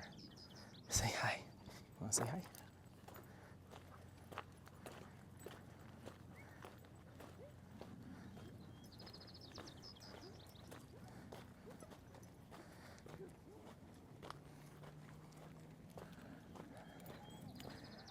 So yeah, it definitely lost its charm as an adult going there. I was just like, oh, like 30, with your drink, $30 for a chlorine smelling Mexican restaurant. The guy running around with a poorly made gorilla costume and some really unfortunate tasting food. So I just wasn't into it as an adult. As a kid, it was just like, oh my gosh, this is like Disneyland, Okay, you're spiraling, and I'm gonna let you off so you can spiral without pulling on me. He wants to get in the ditch, and I'm just like, go for it, dude. I do not, like, go nuts. I'm okay if you get messy. Ugh, gross. Let's go. Hey.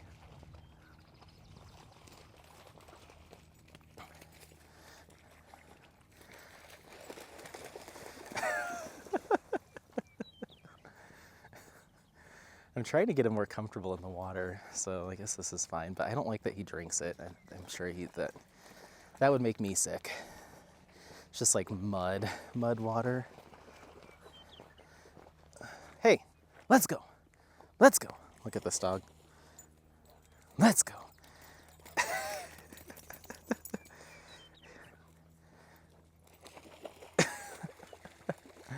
Oh my goodness.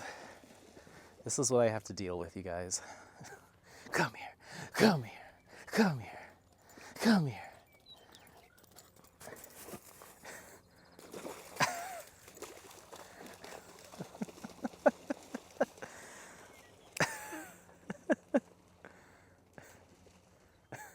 Come here, let's go. Go, go, go. Go, go, go. Go, go.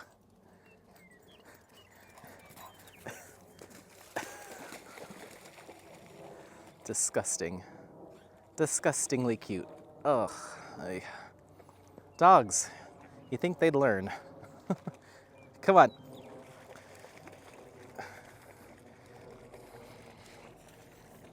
He's absolutely gonna throw up later. There's just no doubt about it.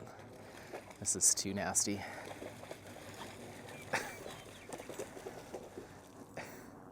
Come here. This way. Come on. Go, go, go. Go, go, go. I don't know what he's eating now. Ugh. Apollo, come on. Let's go. What is that? Just a hunk of roots? Oh my God. You know what? I try to raise a sophisticated dog, but his favorite things to eat are grass, poop, sticks, mulch, roots, mud. And then I get home and I'm like, here's your fermented goat cheese sticks, and here's one of these organic sprouted seed things, and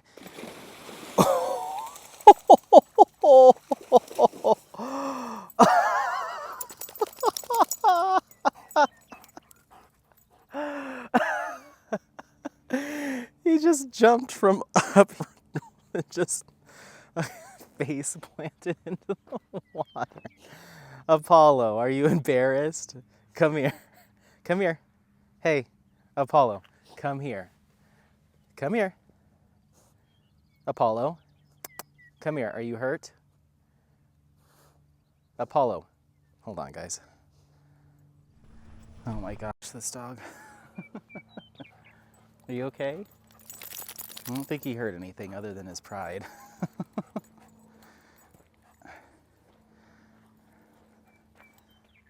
Okay, I don't think there's too many other dogs around. Okay, I'll let you back off, but maybe just take it easy for a minute. Yeah, you see, I thought he hurt his leg or something because he like launched right into the water. Hey, let's go. He's sniffing something out and I can't get him to listen. Hey, let's go. Let's go. Oh my goodness. All right, well, he's like amped right now. Yeah, the doggy daycare that I take him to also offers dog training. There's a place just down the street from this place that also has it, but it's like it might be easier if I can just do the training after work with him at the doggy daycare because it's so close, but he needs something. Easy, stay. Easy. Apollo, stay. Okay. It might just be easier, but that's like the main thing is like if he sniffs something out, he completely ignores me until he feels it's ready, which I think is a very husky thing to do, but if I could help train him out of it a little bit. Come on, let's go. That would be ideal, but we shall see. But yeah, last musings on Casa Bonita. So the food's gross. The best part was the atmosphere and just the spectacle of it all. And then they had fresh made sopapillas, which was really like the only thing that you'd want to eat more than one of. They would bring them out, and then there was bottles of honey at the table. So sopapilla is like a fried bread, fried like pastry dough puff. And so it's filled with air, super light and airy. And, this hill. They'd cover it in usually cinnamon and sugar, or cinnamon and powdered sugar. And they come out all warm and fluffy, and then you put honey on them. And so that was probably the best part. So that's usually when I'd put the flag up, because I'd be like, we'd always get like a few orders of those, even though we didn't eat really any food.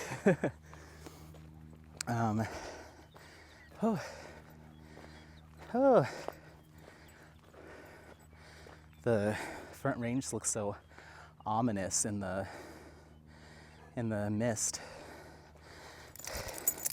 Yeah, you took a full nosedive and you're soaked. Luckily I have the back seat protector. You a little nasty. You a little nasty. It is pretty out today.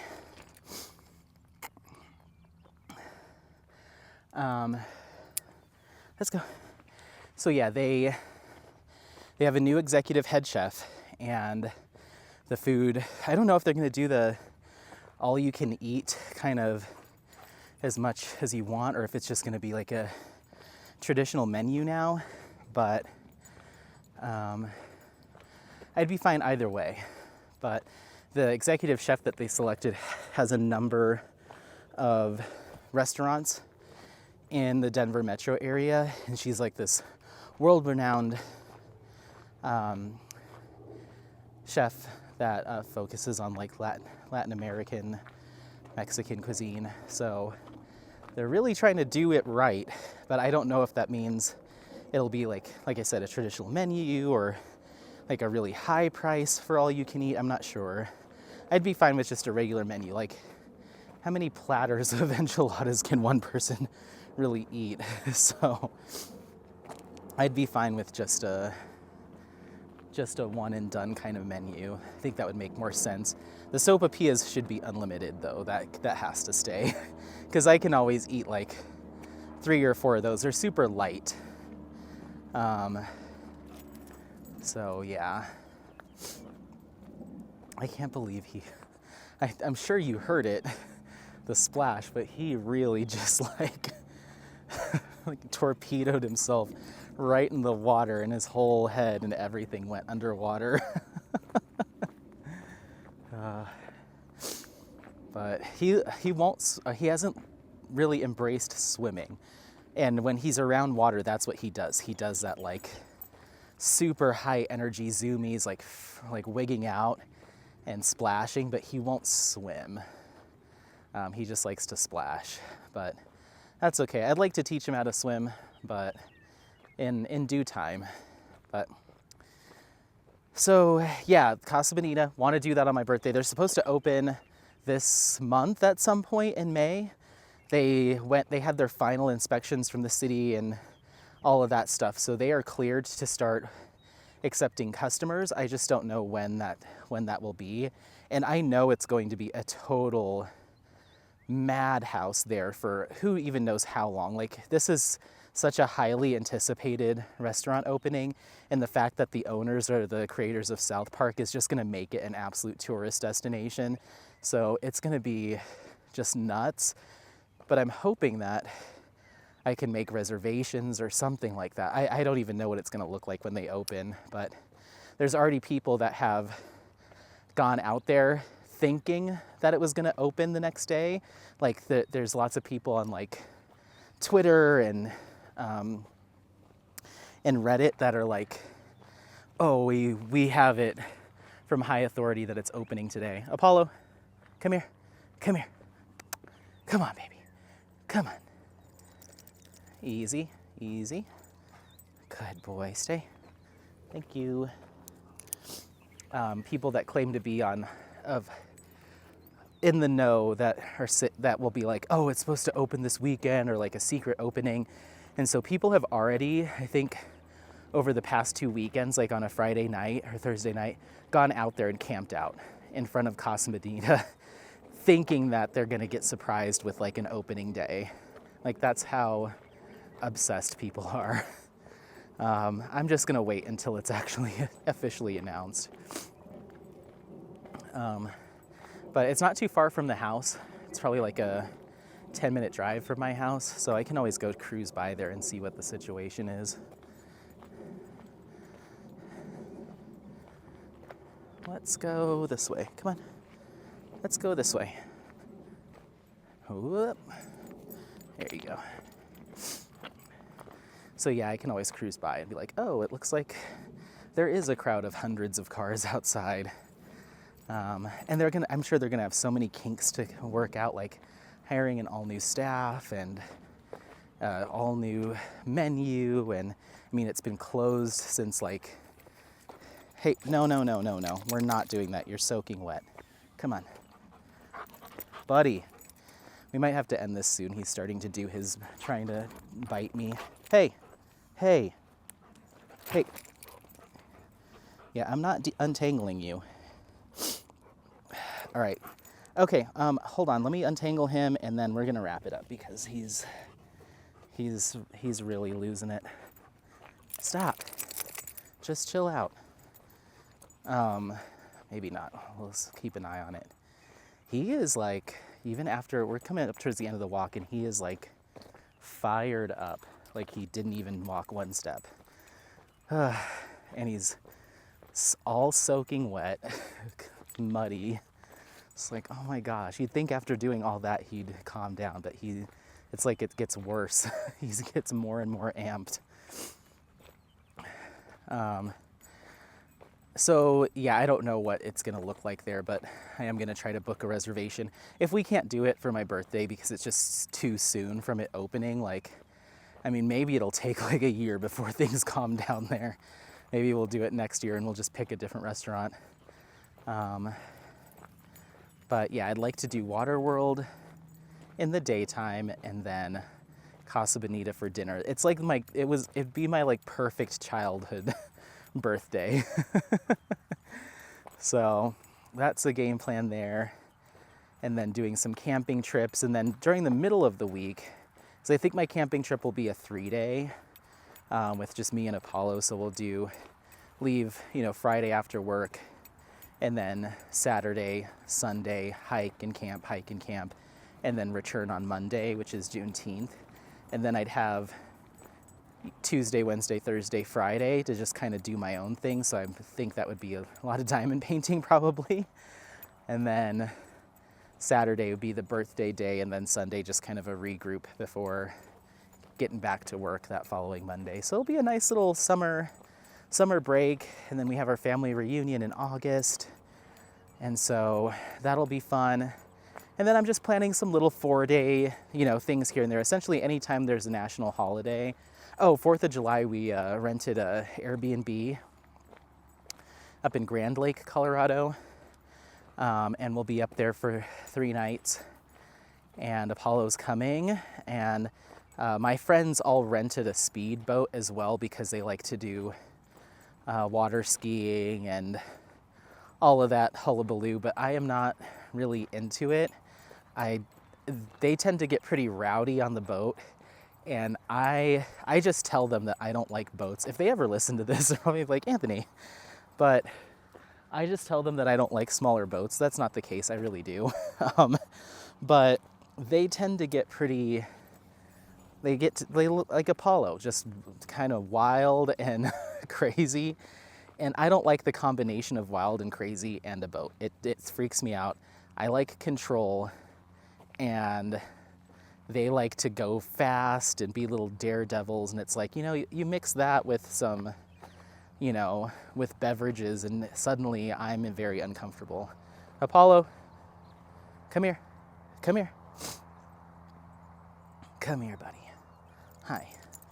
Hi, sweetheart. Hi, sweetheart. Hi. So I just tell them that I'm not a fan of those smaller boats. They freak me out. Also, the price is really high. Like, to rent a boat for those like 2 or 3 days, it was more than, I think it was more than the Airbnb, or pretty close. And so I'm like, all that money to sit there white knuckling the railings because you guys are going too fast and being too rowdy, and I want to be the librarian of the situation. Like, I'm just not, I will have no fun. So I'm gonna take Apollo on some hikes, and we're gonna just do me and Apollo time where when you guys go take the boat out, and we'll reconvene at the house on solid ground where no one's behind the wheel of anything, and then I'm more than happy to have some fun. But I don't know. I get scared. I think I'm just kind of, I am kind of the hall monitor of the group sometimes. So yeah, it's just a little too dangerous for me. So let's go. Actually, this is where they saw the rattlesnake last time. Easy. Stay.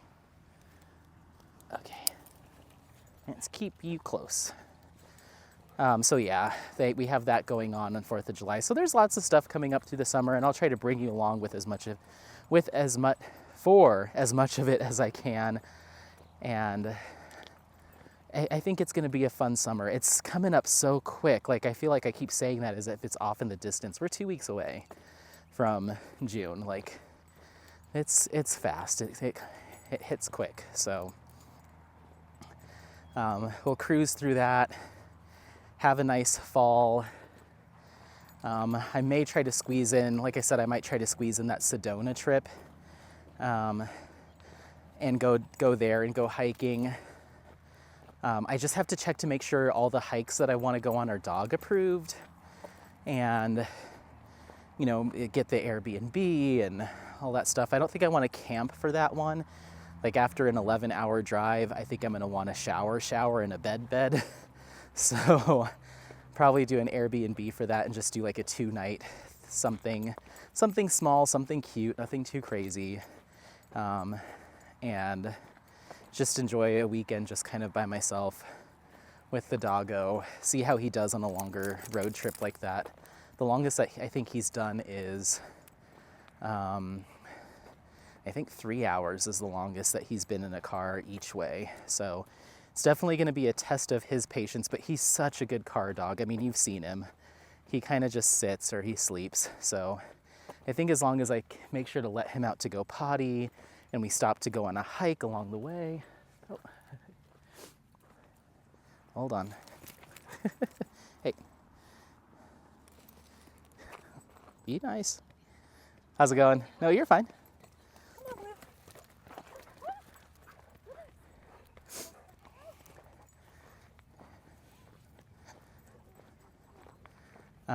Yeah, as long as I let him out and take him on little hikes and stuff, then I'm sure he'll be okay.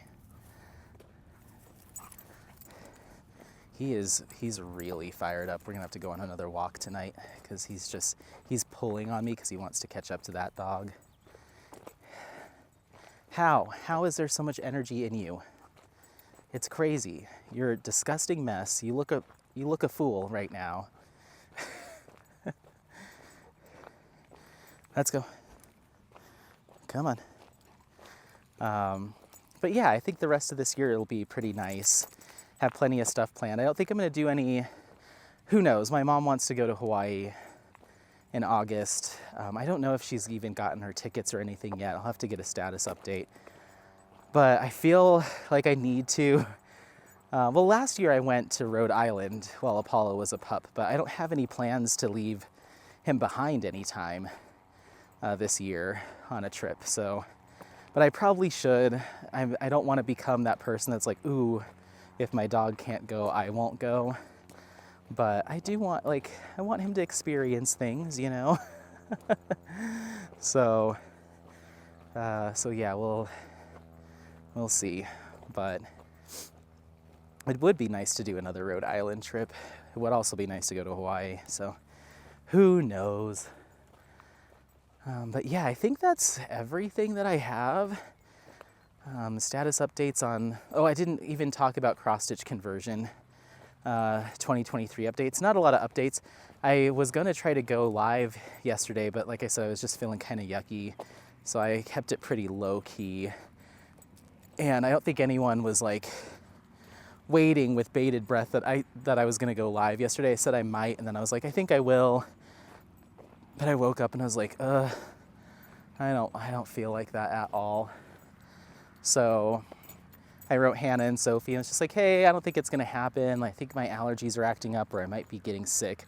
Plus it's Mother's Day. I'm sure everyone's got plans. Let's just hold off. So I'll do it again in 2 weeks. So not this coming weekend, I'll be camping, but the following. So would that be Memorial Day? I think it might be. Maybe I won't do that one either. We'll see. If I do go live, it will always be a Sunday at 1 p.m. Mountain, and I will either post on the community tab on my page, or I will post on the community tab the night before or the morning of, letting people know that I'll be going on live, and I'll also post it on Instagram. So just be on the lookout for those, because there's no real schedule. Plans change, life changes, and I kind of like the freedom of if my buddies were to reach out to me. I'm like, hey, we decided to go camping. You want to come? Like, I don't want to put myself in a position where I have to be like, no, sorry, I have YouTube stuff, because my priority would be to spend some quality time with friends and get the boy outside. So I love you guys too, but if I have a chance to go play out in the woods, I'm going to take it. Do you see those birds? Do you see those birds? You think you can catch a bird? Really? So yeah, that's really the only update there. We're so far out from that event. We still have till mid-October, so not a ton of updates. I don't really have any plans yet, concrete plans for content. Maybe brainstorming some stuff, but nothing too serious. And I haven't even really started to reach out to any sponsors or anything yet for that either. So that'll all come in due time, and I'll update you all. I'm really excited about the sponsors for Summer with the Masters. I can't wait till we get to reveal those. So, but yeah, that's pretty much all I have for you. We're just gonna get in the car. I'm gonna stop by the store so I can whip myself up some dinner and get to diamond painting. So let me know if you have any questions, comments, if you enjoyed this one, if you're excited for any of the events, if you're excited for Casa Bonita. Don't forget to like, subscribe, share this content with friends, family members, anyone that you think might take some value out of this content. Otherwise, happy placing. We'll see you next time. Bye, bye, bye, bye, bye. Say bye. Oh, you're wet. Oh, you're wet and muddy. Say bye. Ugh, gross. Gross, Apollo. Why do you do this to me? Huh? Why do you do this? I love you. Okay, bye everyone.